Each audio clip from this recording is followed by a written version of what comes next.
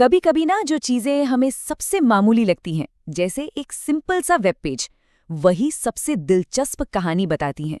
तो आज हम एक ऐसे ही डिजिटल गेटवे की कह सकते हैं एनाटॉमी करने वाले हैं। देखते हैं इसके पीछे क्या कुछ छिपा है।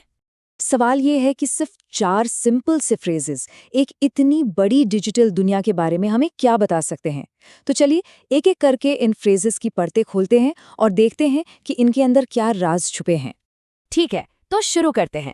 हमारी पड़ताल की शुरुआत होती है उस दरवाजे पर लिखे नाम से, वो पहला निमंत्रण जिसे हम सब पहचानते हैं, इंस्टाग्राम। ये सिर्फ एक नाम नहीं है ना? ये एक तरह का वादा है, एक ऐसी दुनिया का वादा जहां तस्वीरें और वीडियोस ही सब कुछ कहते हैं, जहां हर कोई अपनी कहानी दुनिया को दिखा सकता है। ये अपने आप में एक पहचान है। जैसा कि आर्थर मिलर ने कहा था, एक नाम पहचान का पहला और आखिरी निशान होता है।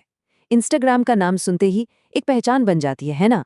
ये उस दुनिया के लिए हमारी उम्मीदें सेट कर देता है जिसमें हम बस कदम रखने ही वाले हैं। तो हम दरवाजे पे पहुंच गए हैं। अब हमारे सामने एक चॉइस है। पहला रास्ता उन लोगों के लिए है जो इस दुनिया से पहले से वाकिफ हैं, जो इसका हिस्सा हैं। लॉगिन, मतलब ये सिर्फ 2 शब्द नहीं है जो कहते हैं कि आप वापस आ गए हैं। नहीं, ये एक तरह से स्पीड और आसानी का वादा है। ये एक डिजिटल हैंडशेक जैसा है जो कह रहा हो, अरे वेलकम बैक, हम आपको पहचानते हैं, चलिए सीधा आपकी दुनिया में चलते हैं बिना किसी देरी के। लेकिन उन लोगों का क्या जो इस दुनिया में पहली बार आ रहे हैं? खैर, उनके लिए एक दूसरा रास्ता है, एक ऐसा रास्ता जो नए लोगों के लिए एक खुला हुआ निमंत्रण है। Sign up. ये लॉगिन से बिल्कुल उल्टा है।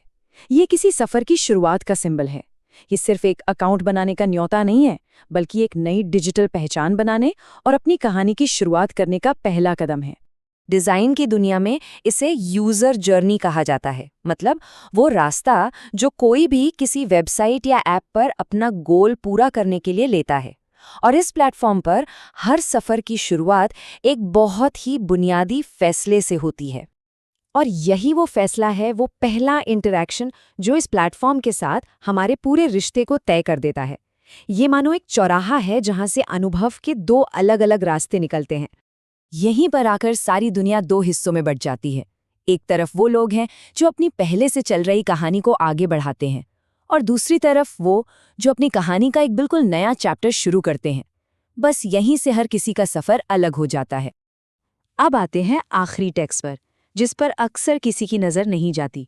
ये एक बहुत छोटी सी डिटेल है, लेकिन ये एक बहुत बड़ी तस्वीर को सामने लाती है, पर्दे के पीछे की असली ताकत को। 2026 इंस्टाग्राम फ्रॉम मेटा। ये छोटा सा फ्रेज अपने आप में एक पूरी कहानी है। ये हमें बताता है कि इस प्लेटफॉर्म का असली मालिक कौन है और इसका भविष्य किसके हाथों में है। ये सिर्फ एक कॉपीराइट नोटिस से कहीं ज्यादा है। चलिए इसको थोड़ा ब्रेक डाउन करते हैं। इंस्टाग्राम, ये है इसकी पुरानी पहचान, इसका अतीत। फ्रॉम मेटा, ये है इसका आज, इसकी प्रेजेंट ओनरशिप। और CO 2026, ये है भविष्य पर इसका दावा। देखें, एक ही लाइन में हमें पास्ट, प्रेजेंट और फ्यूचर तीनों की झलक मिल गई। तो मतलब इससे हमें क्या पता चलता है? पहली बात, कॉर्पोरेट ओनरशिप। दूसरा, लीगल फ्रेमवर्क। तीसरा, भविष्य पर एक मजबूत दावा।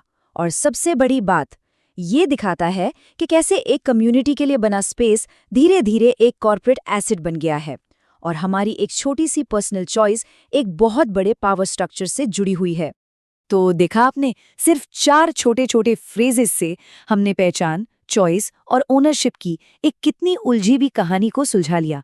और ये सब कुछ उस एक मामूली से दिखने वाले पेज पर ही छिपा हुआ था। और ये हमें एक आखिरी सवाल पर लाकर छोड़ देता है। अगर किसी जगह का दरवाज़ा इतने सोच समझ कर और इतने इरादे से बनाया गया है, तो ये उस जगह के अंदर की दुनिया के बारे में क्या बताता है? शायद अगली बार जब हम लॉगिन करेंगे तो इस दुनिया को थोड़े अलग नज़रिए से देखेंगे।